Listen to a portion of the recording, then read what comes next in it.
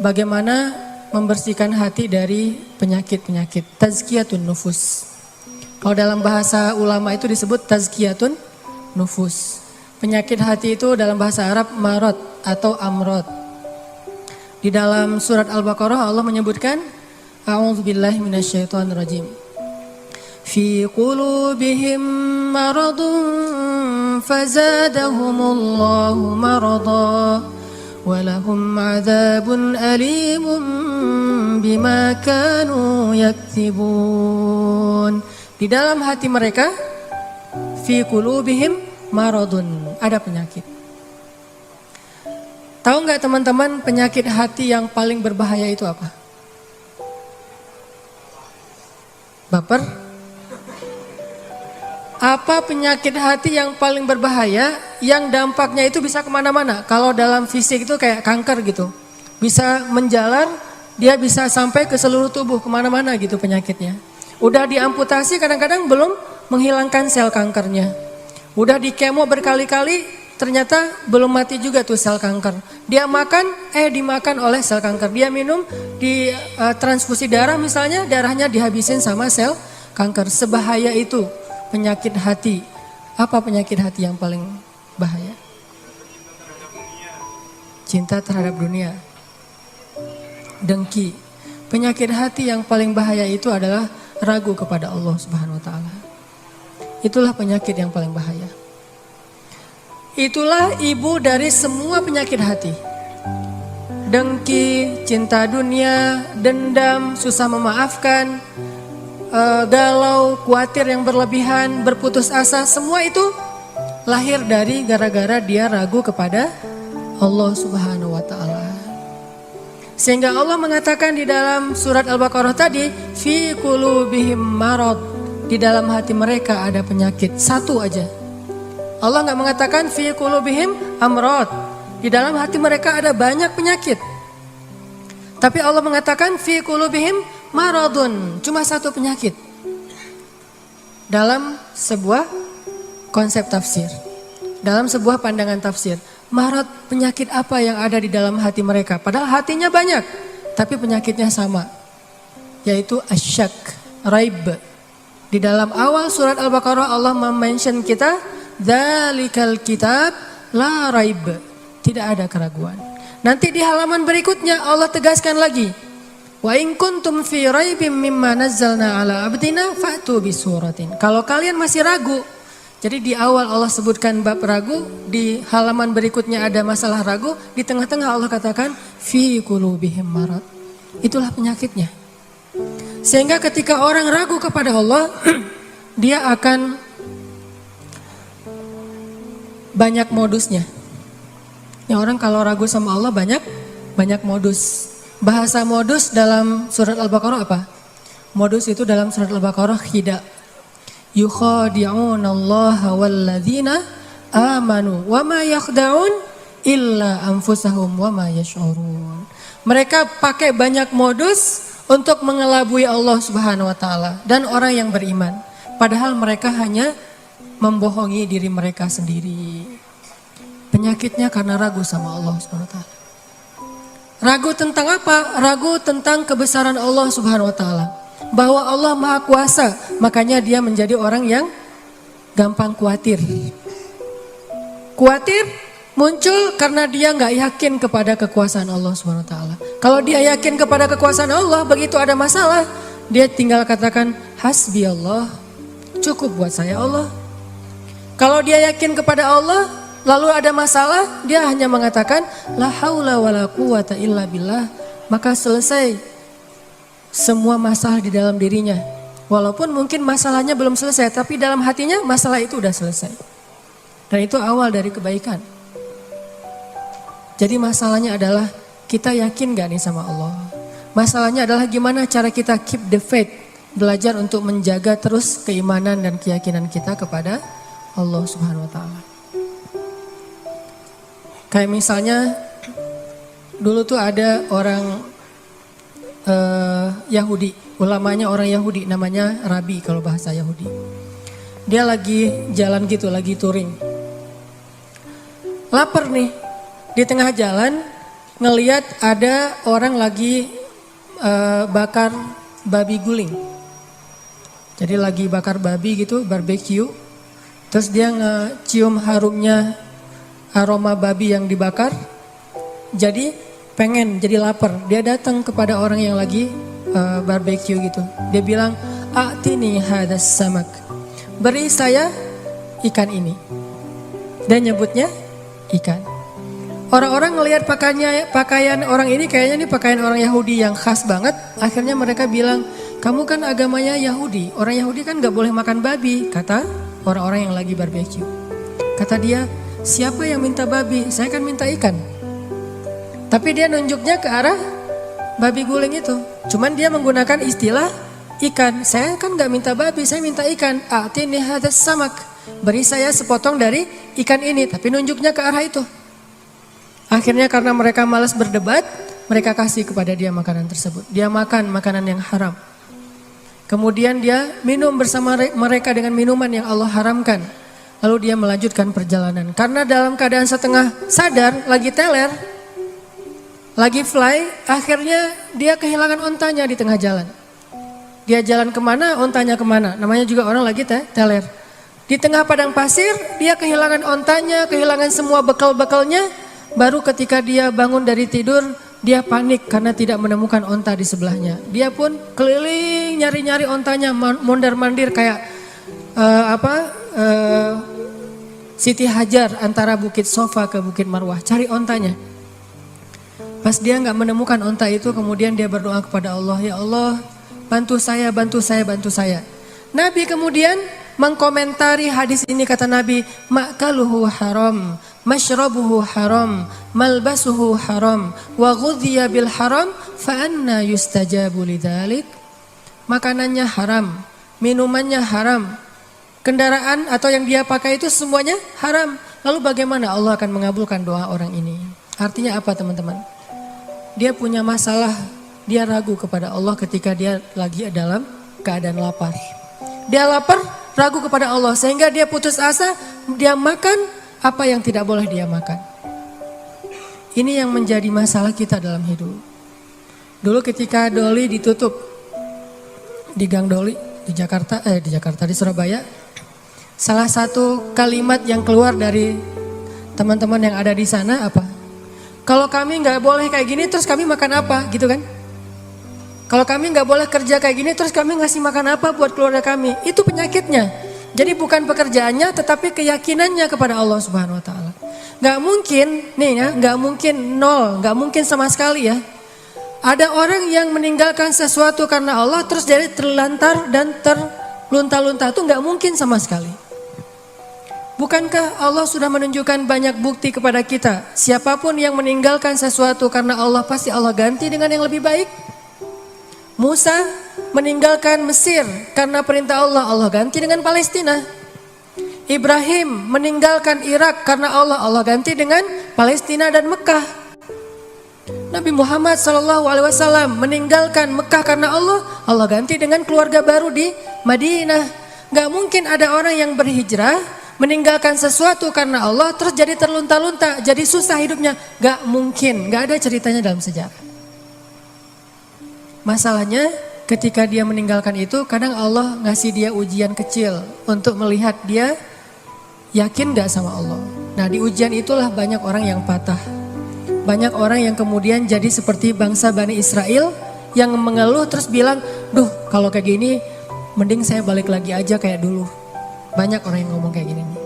"Mending saya balik lagi aja kayak dulu. Kayaknya hidup saya yang dulu lebih mudah daripada sekarang." Itu yang dikatakan Bani Israel ketika mereka menuju ke Palestina. Ketika mereka di tengah jalan, mereka bilang, "Tahu kayak gini kita mending balik lagi aja ke Mesir kayak di zaman Firaun." Ternyata sama aja nasib kita di tangan Firaun dengan di tangan Musa. Kenapa? Ragu kepada Allah Subhanahu Wa Taala. Tidaklah seseorang ragu kepada Allah kecuali akan bertambah keluhan dalam hidupnya. Nih pasti nih. Tidaklah seseorang makin ragu kepada Allah kecuali bertambah banyak keluhan-keluhannya dalam hidup.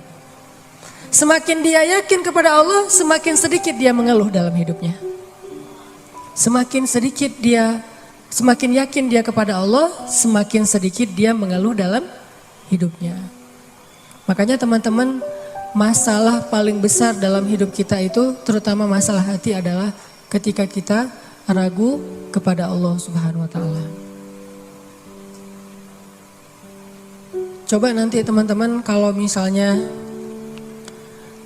lagi santai di rumah, cari-cari ayat tentang kebesaran Allah di dalam Al-Quran.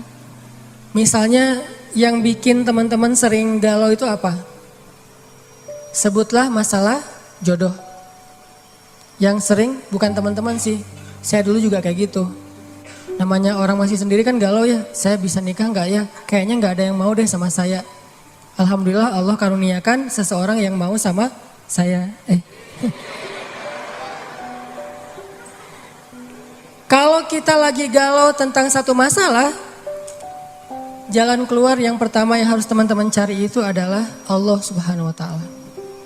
Coba tanya kepada Allah, coba baca ayat-ayat Allah, gimana cara mengobati galau atau masalah di dalam hati kita. Misalnya masalah jodoh. Allah bisa kita baca di dalam firman Allah surat An-Nur ayat 32. Ini salah satu ayat yang bisa membooster teman-teman jomblo fisabilillah. Ini ayat jomblo banget nih. Ayat surat An-Nur surat 24 ayat 32.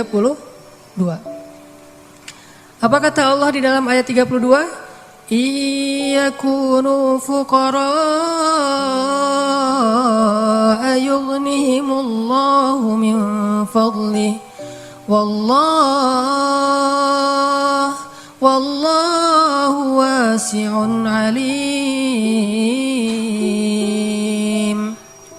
Nikahkanlah orang-orang yang masih sendiri di antara kalian, baik yang merdeka ataupun orang-orang yang budak. Kalau mereka fuqara, apa arti fuqara? Fakir, gak punya apa-apa. Yughnihimullahu min fadli. Allah yang akan mencukupkan mereka dari karunia-Nya. Dan Allah maha luas lagi maha mengetahui. Ini ayat booster banget nih. Datang ke rumah calon mertua, capture nih ayat nih. Capture dulu ya, capture. Udah selesai capture, ditaruh paling depan. Jadi pas kita buka HP langsung ayat ini yang keluar gitu. Begitu ditanya kerjaannya apa, tunjukin nih ayat. Kan pertanyaan kedua pasti kerjaannya. Pertanyaan pertama siapa namanya, kedua kerja di mana. Siapa namanya, misalnya sebut nama kita, sebutlah Budi gitu. Oh iya, kerja di mana, masih kuliah atau udah kerja? Udah selesai kuliah Pak, kerjanya Pak ini. Apa ini? Kalau mereka fakir, Allah yang akan mengayakan mereka. Hah? Ngeri juga udah pakai ayat ya. Dan Allah maha luas lagi maha mengetahui Pak. Itu juga saya dengarnya dari Ustadz gitu ya. Oh benar juga nih ayatnya. Terus gimana anak saya dikasih makan apa? Allah yang kasih makan bukan saya. Anak bapak dan saya, bapak semua kita nih pemakan rezeki bukan pemberi rezeki. Gak ada satupun kan di antara kita pemberi rezeki. Semua kita ini pemakan rezeki, pemberi rezekinya Allah. Dan ini ayat modal saya banget untuk nembak si dia. Kan saya dulu nikahnya nikah ngutang, maharnya aja ngutang ke sebelah. Tapi bilang ngutangnya jangan pas awal, nanti aja kalau udah deal baru ngutang. Udah setuju nih, kita nikah ujung-ujungnya, boleh utang dulu. Ternyata Allah mudahkan setelah itu. Justru setelah saya nikah tuh kan dulu saya kerja gak jelas ya. Memang gak punya kerja sih, bukan gak jelas. Nikah tuh gak punya kerja, gak punya simpanan apapun, gak punya bekal. Pokoknya modalnya modal surat An-Nur ayat 32. Itu modalnya, catat tuh. Kalau perlu jadikan status. Justru setelah menikah saya ngebuktiin sendiri gimana Allah maha menunaikan janjinya. Allah gak pernah ingkar janji. Kalau kita fukoro, saya emang dulu fukoro. Gimana fukoro? Gak tahu mau makan apa hari ini juga. Namanya mahasiswa di luar negeri. Tapi kemudian setelah selesai nikah Allah mudahkan dengan tiba-tiba saya dapat kesempatan menjadi petugas haji resmi. Bukan outsourcing gitu, resmi. Petugas haji resmi dari Depak selama 1 bulan musim haji dan itu lumayan penghasilannya. Pulang dari situ dapat tawaran untuk ikut audisi mengisi tilawah Al-Quran di salah satu televisi di Mesir. Yang ikut audisi itu banyak. Orang-orang Arab kan ngajinya bagus-bagus ya. Kelasnya udah kelas Al-Afasi, Al-Ghamidi, Toha Junaid yang keren-keren lah bacaannya, suaranya, hafalannya udah pasti keren. Saya ikut audisi tuh. Ternyata dari sekian ratus orang yang ikut audisi, yang dipilih cuma 5 orang min ajmalis saut atau as-saut adz-dzahabi, suara emas. Dan saya alhamdulillah terpilih, entah gimana caranya, mungkin juri waktu itu juga lagi nggak dengerin saya, tiba-tiba dicontreng aja. Terpilih di antara 5 orang dari berapa ratus orang yang ikut audisi. Terpilih, lalu dari 5 orang itu diseleksi lagi untuk ngambil 20 episode sekaligus. Yang lain cuma satu-satu episode. 20 episode siapa? Ternyata saya juga dapat dari 5 orang itu dipilih satu-satunya yang ngambil 20 episode di televisi. Alhamdulillah akhirnya ngerekaman, recording di TV udah selesai gitu, nggak kerja selama 6 bulan. Mulailah kita keliling-keliling nggak jelas gitu di Mesir mondar-mandir kayak 99 cahaya di langit Eropa gitu. Benar kan kata Allah, kalau mereka fuqara yughnihimullah, maka Allah akan memberikan kekayaan untuk mereka atau kecukupan. Jadi obat hati itu adalah yakin kepada Allah. Dan cara yakin kepada Allah, baca firman-firman Allah Subhanahu wa taala. Allah berjanji di dalam banyak ayat untuk bisa menjadi iman, menambah faith, menambah keyakinan di dalam hati kita. Tinggal kita baca aja. Banyak banget ayat-ayat kayak gitu. Jadi begitu kita galau tentang gimana nanti nih, apa yang harus saya kasih, gimana menafkahi, baca nih ayat. Gitu juga kalau misalnya kita cari kerjaan atau cari nafkah. Allah Subhanahu wa taala juga memberikan kita banyak sekali ayat-ayat yang menjadi janji dari Allah bahwa siapa yang yakin kepada Allah, pasti Allah Subhanahu wa taala akan menjaganya. Itu banyak banget ayat kayak gitu. Salah satunya teman-teman bisa baca minimal banget teman-teman bisa baca di surat Hud ayat 6. Coba baca surat Hud, surat 11 ayat 6. Ini juga ayat untuk ngecas iman kita. Apa kata Allah di ayat 6 surat Hud? Bismillahirrahmanirrahim. Wa ma min dabbatin fil ardi illa 'ala Allahi rizquha wa ya'lamu mustaqarraha wa mustawda'aha kullun fi kitabim mubin. Gak ada satupun hewan yang melata di muka bumi illa 'alallahi rizquha, kecuali Allah yang menjamin rezeki bagi mereka. Terus kenapa kita khawatir? Kenapa kita galau? Kan Allah yang menjamin, dan jaminan Allah itu sebaik-baik jaminan dijamin oleh perusahaan asuransi atau finance. Itu aja kita udah yakin gimana dijamin oleh Allah Subhanahu wa taala. Kayak ada orang yang ngambil asuransi kesehatan, dia nggak khawatir dengan sakit. Ada orang yang mengambil asuransi kendaraan, dia nggak khawatir kelecet atau terjadi kecelakaan, dirampok atau dicuri kendaraannya. Ada yang total loss only misalnya atau all risk, dia nggak khawatir. Kenapa? Ada yang menjamin. Ada orang yang mengambil asuransi pendidikan, dia nggak khawatir dengan harga pendidikan yang semakin mahal karena ada jaminan. Kalau kita masih sering ragu dan sering khawatir dengan hidup kita, berarti kita nggak yakin dengan jaminan Allah Subhanahu wa taala. Makin kita yakin dengan jaminan Allah, makin hilang rasa khawatir dalam hidup kita. Tenang ajalah, ada Allah. Ketika kita ada masalah sedikit, kita tinggal klaim. Dan mengklaim asuransi Allah itu lebih gampang daripada ngeklaim asuransi manusia. Ngeklaim asuransi manusia tetap aja ada biayanya. Tapi ngeklaim kepada Allah itu nggak ada biayanya, nggak perlu pakai nomor antri, nggak perlu jauh-jauh keluar dari rumah. Kita tinggal mengangkat kedua tangan kita mengatakan Ilahi, Robbi, saya ada masalah nih, tetapi Engkau maha besar. Dan setelah itu hati kita akan langsung tenang. Ini teman-teman, di antara obat terhadap semua penyakit hati itu adalah belajar yakin kepada Allah Subhanahu wa taala. Teman-teman bisa baca juga nanti surat Al-Mulk. Ini surat yang benar-benar ngebooster hati kita. Jadi sesi pertama ini saya pengen sharing, ternyata kalau kita pengen menghilangkan semua penyakit hati kita, mulailah dari belajar iman, belajar yakin kepada Allah Subhanahu wa taala.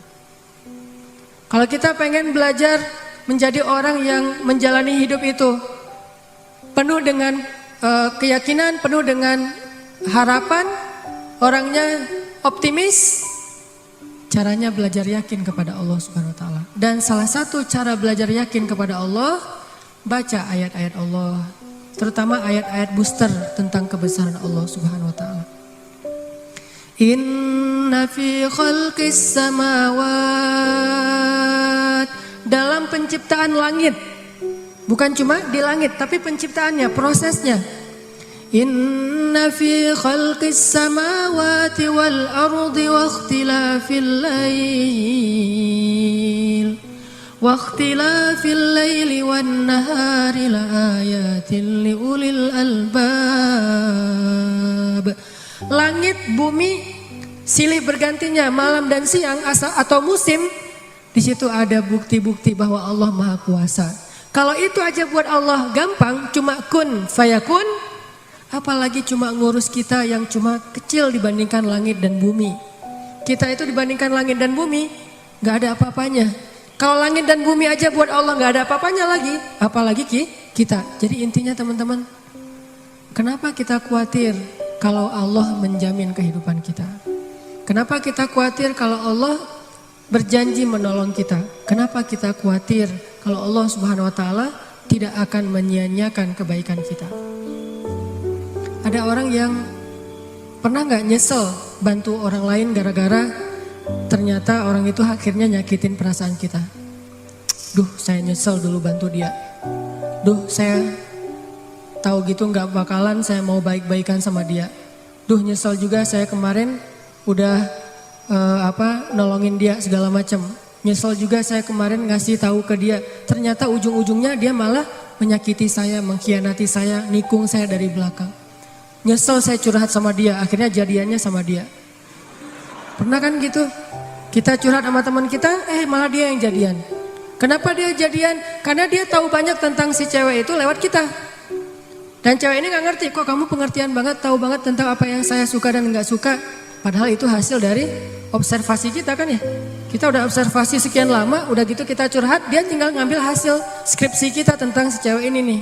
Dia pelajari, oh curhatnya berarti dia gak suka ini. Warna kesukaan dia ini, akhirnya ngasih kado ulang tahun warna yang dia suka. Jadian sama teman yang kita curhatin. Gimana? Apakah kita merasa amal kita jadi sia-sia? Enggak. Kalau kita bertransaksi dengan makhluk, mungkin sia-sia. Tapi kalau kita berdagang dengan Allah, gak ada yang sia-sia, sehingga tetap tenang. Lagi-lagi baliknya ke Allah Subhanahu wa taala. Begitu kita merasa dikhianati, disakiti, ditikung, dianggap bukan siapa-siapa, gak ada apa-apanya, kita tinggal mengatakan hasbi Allah. Bagi saya cukup balasan dari Allah Subhanahu wa taala, bukan balasan dari manusia. Ini teman-teman untuk sesi pertama tentang amradul qulub fi qulubihim marad. Salah satu penyebab kita sering gak nyaman dalam hati kita itu, dan kalau hati udah gak nyaman pasti yang lain ikut gak nyaman.